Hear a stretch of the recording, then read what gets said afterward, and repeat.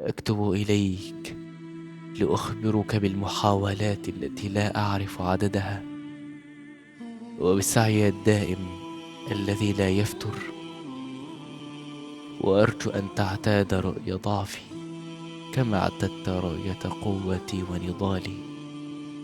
وبعد، حدثتني بالأمس أنني إنسان يحاول ويقاوم ولا تفتر همته، وقابلت ثناءك ورأيك بسكون وصمت.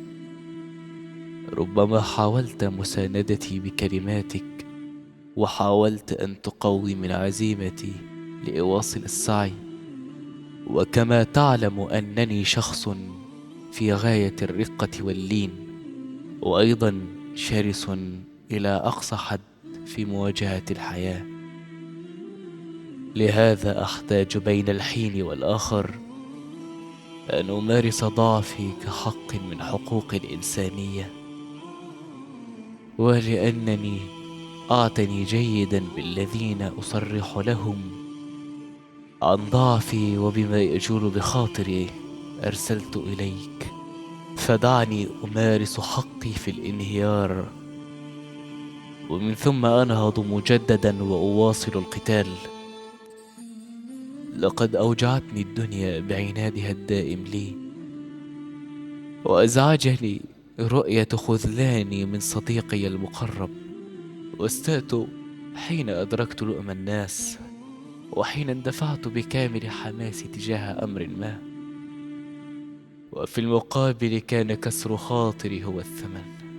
فأدركت أن هذا ليس بشيء أمام حوادث الدنيا، وأمام فقدي لأقرب شخص لي. فقد رحل عن الدنيا وفارقني، وأشعر أن روحي تؤلمني وما زالت.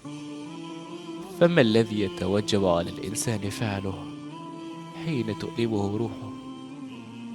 أشعر أن اللغة تقف عاجزة عن مواساة شخص تؤلمه روحه. ليت الحياة كانت أهون قليلا، ليتها فهمت أن أمثالي تزعجهم تقلب الأحوال، ويؤلمهم لؤم الناس، ويستاءون كثيرا من الخذلان، ويروعهم الفقدان إلى أقصى حد. ليتني لم أكبر ولم تنكشف لي حقيقة الدنيا المروعة، ولم يؤلمني خذلان هذا، ولم يوجعني الفقدان. وهنا انتهيت من التنفيس عما كان يجول بخاطري ومما كان يؤلمني. لقد تحدثت وأخرجت ما في نفسي، وفي النهاية إننا لا يلزمنا شيء سوى المقاومة والنهوض من جديد. شكرا مقدما على استماعك إلى حديثي، وأرجو منك أن تبادر برسالتك وبالرد علي. صديقك العزيز.